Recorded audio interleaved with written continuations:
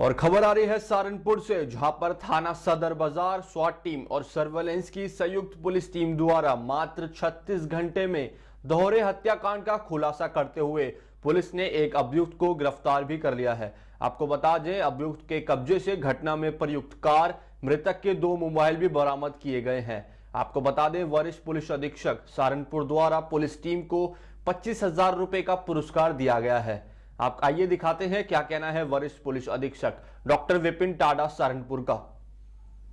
थाना सदर बाजार में 8 तारीख को पुलिस को एक होमगार्ड के घर के सामने एक मोटरसाइकिल मिली और कुछ वहां खून पड़ा मिला, जिस पर कि आसपास के लोगों ने पुलिस को सूचना दी थी। पुलिस मौके पर गई, जांच पड़ताल शुरू की गई। इसी दौरान उसी सुबह ननौता थाने में एक नहर में एक महिला का शव मिला और उसी सुबह उसी रात में थाना सरसावा में एक बिटोरे में एक शव जलता मिला पुलिस को रात्रि गश्त के दौरान, जिसे कि निकालकर पीएम के लिए भिजवाया गया था।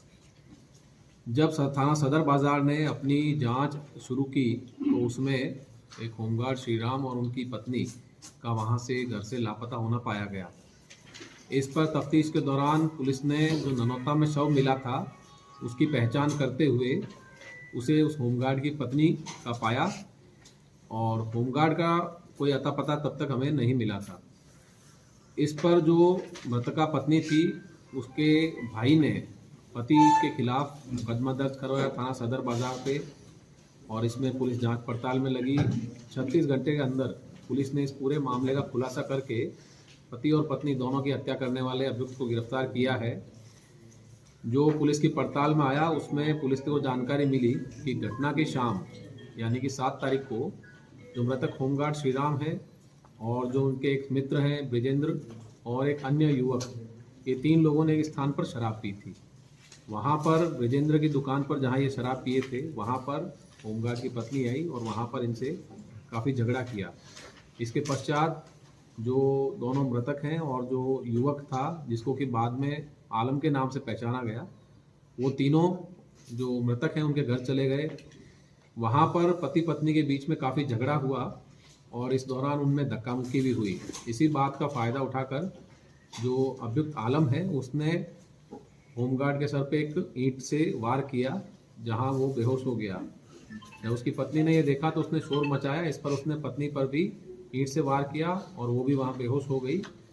दोनों की वार करने के बाद में इसने उनके शव को अपनी सेंट्रो कार में रखा, लाद लिया और उसे ले जाकर इसने बड़े सुनियोजित तरीके से दूर दूर शवों को फेंकने का इसने प्रयास किया, जिसमें कि एक इसने ननौता में फेंका, एक नहर में जहाँ की जलकुंभी के अंदर वो शव दबा था, और दूसरा इसने रात में ही ले जाकर ये पंजाब में भाखड़ा नागल नहर में इसका फेंकने का इरादा था, परंतु वहाँ रास्ते में इसे बिटौरा मिला एक और सुनसान जगह देखकर इसने सोचा कि वहाँ पर पंजाब ले जाने के दौरान हो सकता है पुलिस इसको रास्ते में पकड़ ले शव को ले जाते हुए, इसलिए इसने अकेली जगह देखकर बिटौरे में वो शव रखकर वहाँ आग लगा दी।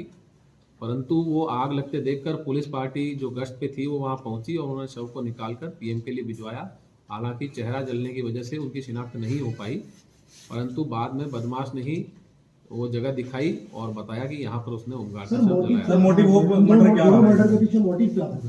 जो आगे पूछताछ की गई इनसे तो इसमें जानकारी हुई कि जो श्रीराम है मृतक, उसके युवक उसका एकमात्र बेटा था जिसने पिछले साल वर्ष 2023 में जहर खाकर एक मामले में सुसाइड कर लिया था, और इसके बाद से ही जो इकलौते संतान के ख़त्म हो जाने की वजह से श्रीराम अपने परिवार को आगे बढ़ाने के लिए दूसरी शादी करने के लिए प्रयास कर रहा था, जिसके चलते उसके घर में विवाद भी था पत्नी से और रिश्तेदारों से।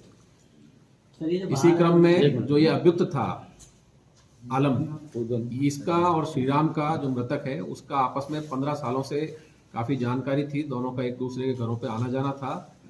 और 2019 में ये जो अभियुक्त है आलम, ये एक मामले में जेल गया था।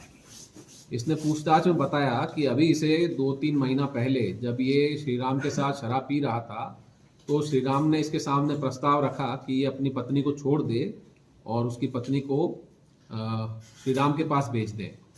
इस पर इसके मन में शक गहराया कि इस प्रकार का प्रस्ताव इसे क्यों दिया गया है।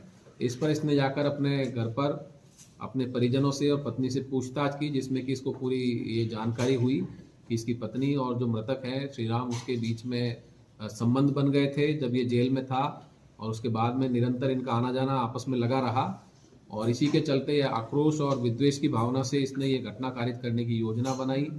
फिर इस पर शक न जाए इसके लिए इसने जाकर पंजाब में एक मंडी में पल्लेदारी का काम किया, वहाँ कमरा किराया लिया। ये पहले भी वहाँ रह चुका था 1 साल के लिए, और दोबारा ये वहाँ गया।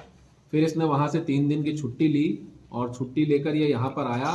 यहाँ पर आकर इसने मृतक को फ़ोन किया और साथ में पार्टी करने की योजना बनाई, जिस पर कि मृतक ने इसको ब्रिजेंद्र की दुकान पर 7 तारीख को बुलाया शाम को।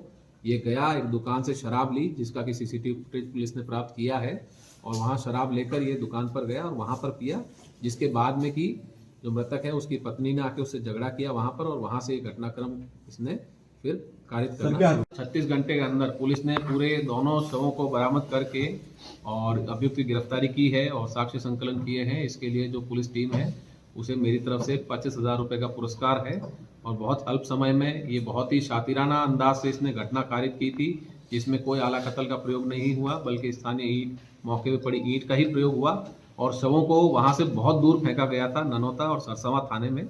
उसकी शिनाख्त करके घटना का अनावरण किया पूरे 36 घंटे में। इसके लिए पुलिस टीम को 25,000 रुपये पुरस्कार मिला। सर, ये जो विजेंद्र